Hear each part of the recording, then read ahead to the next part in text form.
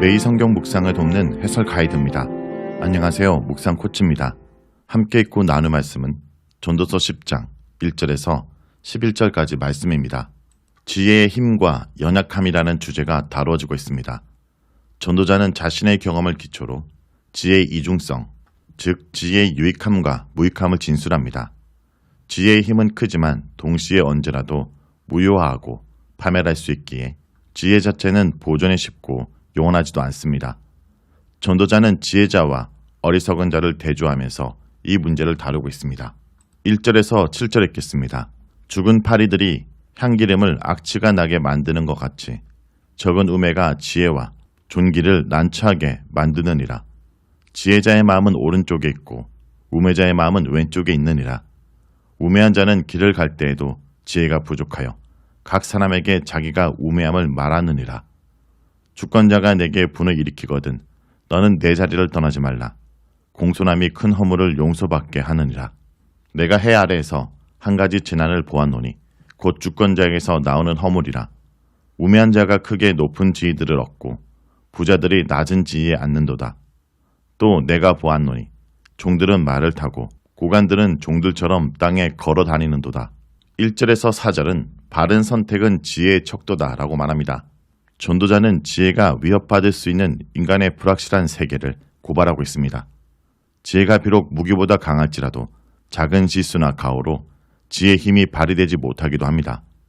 때문에 전도자는 죄인 한 사람이 많은 선을 파괴할 수 있다고 9장 18절에 우려하고 있습니다.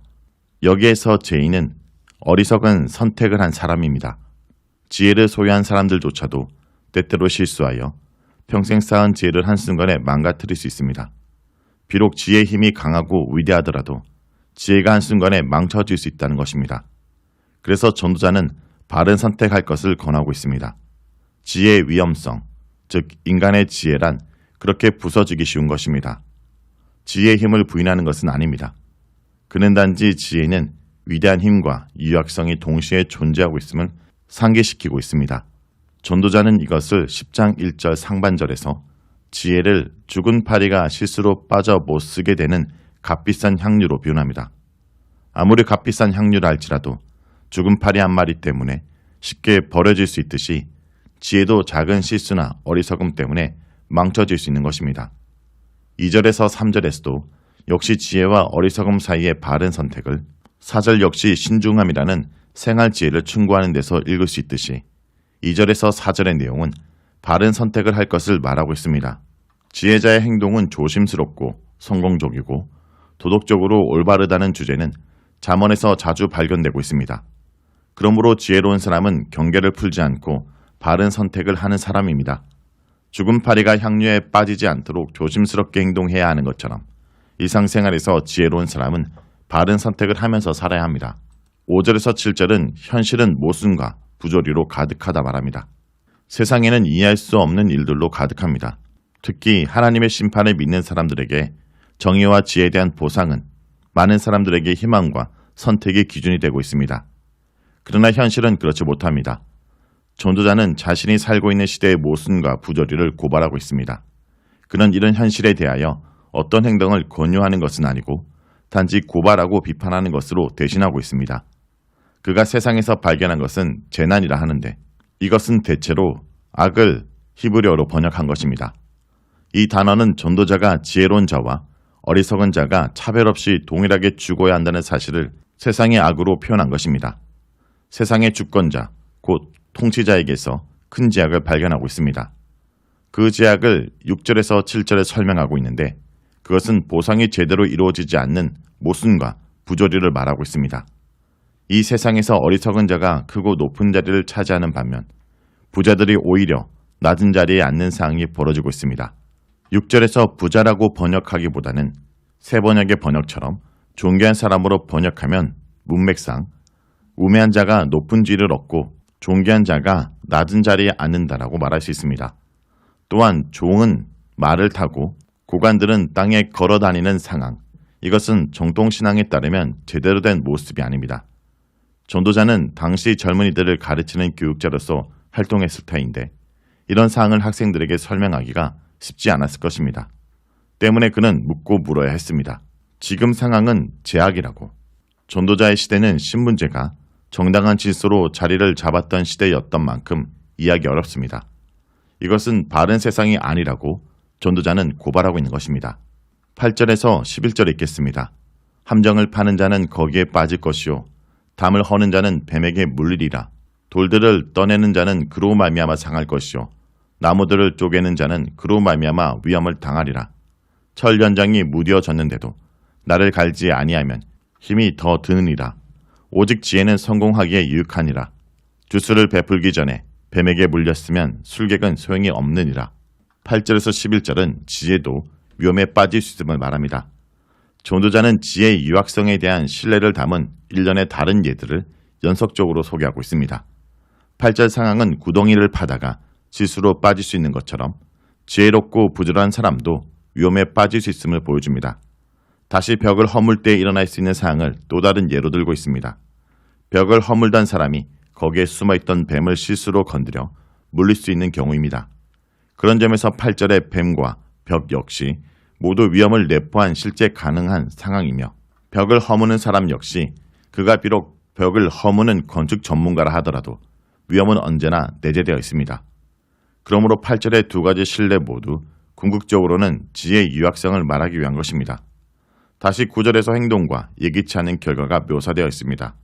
숙련된 기술이나 행동이라도 때때로 좋지 않은 결과를 가져올 수 있습니다. 9절에 돌을 깨는 사람은 이스라엘 건물이 대부분 돌로 건축되는 만큼 당시 주변에서 쉽게 만날 수 있습니다. 숙련된 석공일지라도 자신이 다루는 그 돌로 인해 상처를 입을 수 있는 상황을 말합니다. 역시 장작을 팰 때 실수로 상해를 당할 수 있습니다. 이렇게 8절에서 9절은 자연과 일상에 대한 관찰과 경험에서 터득한 주변 세계의 모습을 간결하고도 인상적으로 표현한 것으로서 전문가, 즉 지혜자에게도 실수가 일어날 수 있고 위험에 처할 수 있음을 강조합니다. 지혜도 이처럼 위태로울 수 있습니다. 한편 11절은 뱀 주술에 관한 특이한 기술, 곧 지혜를 말하고 있습니다. 뱀 주술의 기술과 경험을 가진 사람일지라도 실수로 뱀에게서 해를 입을 수 있을 뿐 아니라 그 기술을 사용할 시기를 놓치면 그 기술마저 불필요하게 된다고 경고합니다. 11절 역시 어떤 전문가라 할지라도 실수나 실패를 할 수 있으며 자신의 전문성을 제때 살릴 수 없을 때는 전문가마저도 무용지물이 될 수 있다는 메시지를 던지고 있습니다. 반대로 비록 독사라 할지라도 적절하게 다룰 수 있다면 결코 유해한 것이 아닌 것처럼 지혜 역시 잘 활용해야 합니다. 이와 같은 상황들을 나열한 것은 어떤 전문가에게도 잠재적인 위험이 있는 것처럼 지혜자도 바른 선택과 긴장을 해야 합니다. 전도자는 지혜의 힘을 잘 알고 있지만 역시 지혜의 허점도 말하고 싶어 합니다. 이 모든 언급들을 종합해 볼 때 전도자에게 있어서 지혜로운 사람은 조심스럽고 자만하지 않고 신중하고 바른 선택을 하는 사람입니다. 반대로 어리석은 사람은 모든 것을 갖췄으나 심지어 지혜조차도 얻었다 해도 작은 실수로 얻은 지혜마저 놓치는 사람입니다. 지혜를 얻기 위해 평생 지혜를 쫓았던 전도자. 그가 얻은 지혜로운 삶은 형이상학적이거나 고사간 철학을 기초로 일상을 벗어난 초인이거나 도인의 것이 아닙니다. 그가 구하는 지혜로운 삶은 지극히 정통적인 지혜와 맥을 같이 하며 특히 현실 안에서 평범하고 일상적인 삶 안에서 발견할 수 있는 친숙한 지혜입니다. 그는 지혜를 얻었다 하여 자만하지 말라라고 경고합니다. 지혜와 어리석음은 분명 차이가 있으나 지혜는 언제든지 어리석음의 그물에 빠질 수 있습니다. 지혜를 얻기 어려우나 그 지혜를 망치기도 쉽습니다. 지혜는 어리석음으로 오염될 수도 있습니다. 그가 구하는 일상적 지혜란 평범한 생활에서 조심하고 신중하고 말과 행동에 절제하고 자기 일에 충실하고 근면하며 책임을 다하는 일입니다. 특히 지도자의 경우 그 사람이 지녀야 할 이런 속성의 지혜는 한층 더 엄격한 기준이 요구됩니다. 오늘날 전문성과 경제력만이 개인이나 국가가 살아남을 수 있는 유일한 힘이라고 외치고 있습니다. 우리가 오랫동안 가꾸고 닦아온 신앙과 도덕과 양심과 덕이 참으로 무색합니다. 하지만 우리는 잘 알고 있습니다.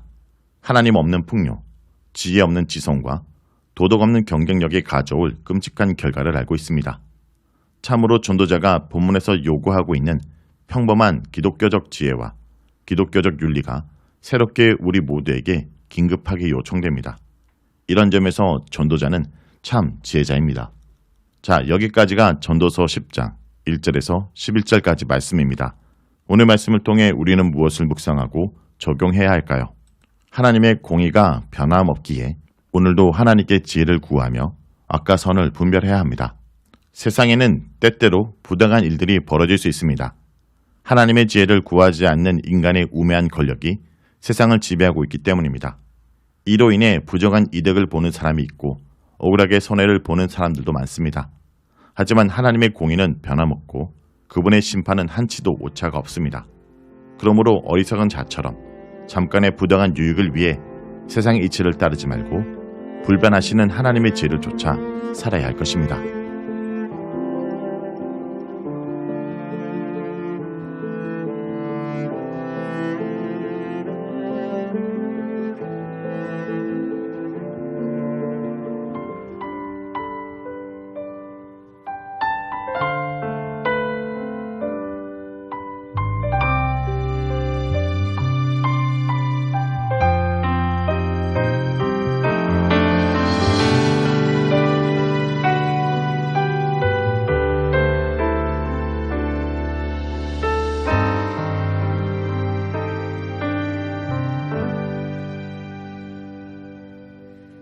내 마음에 주를 향한 사랑이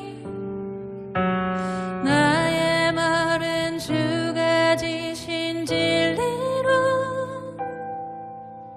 나의 눈에 주의 눈물 채워주소서.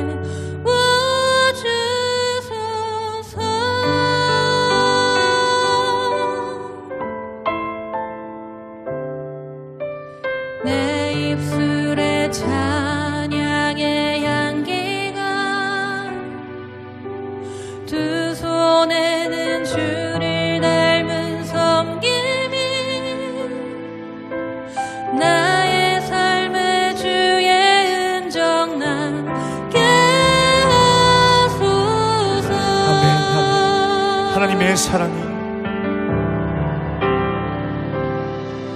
하나님의 사랑이 영원히 함께하리. 십자가의 길을 걷는 자에게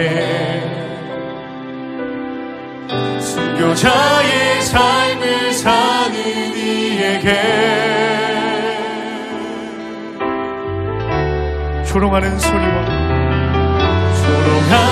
소리와 세상 유혹 속에도 주의 순결한 신부가 되리라. 내 생명 주님께 드리리.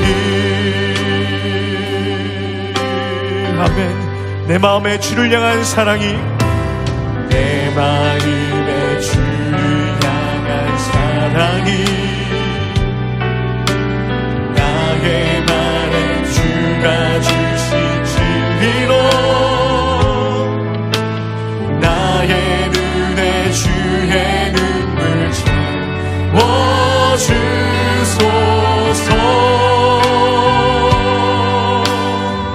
내 입술에 찬양의 향기가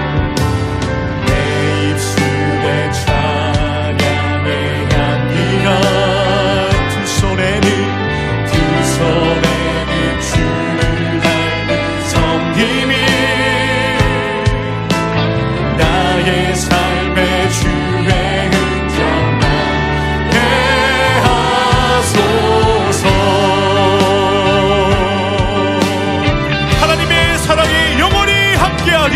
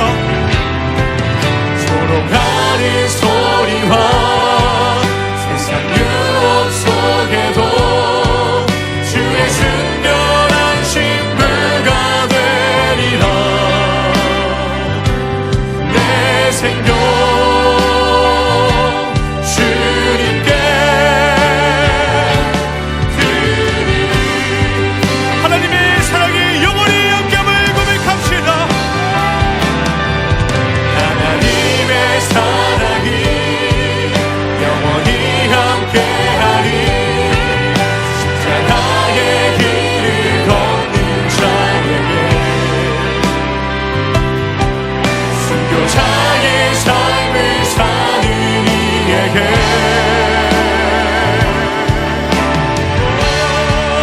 조롱하는 소리와 세상 유혹 속에도 주의 순결한 신부가 되리라. 내 생명 주님께 드리리. 아멘. 할렐루야.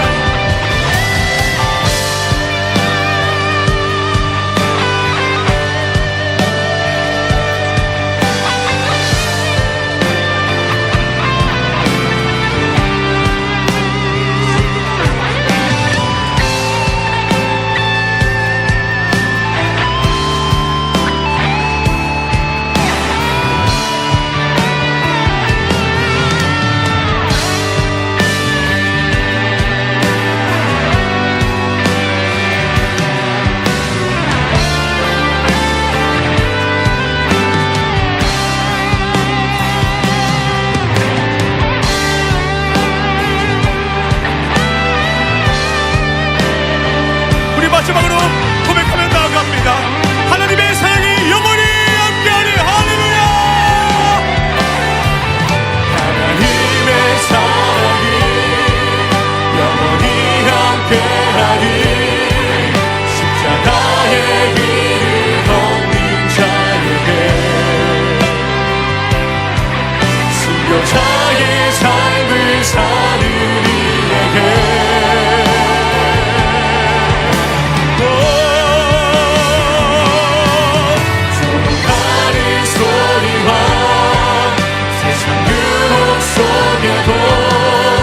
주의 순결한 신부가 되리라.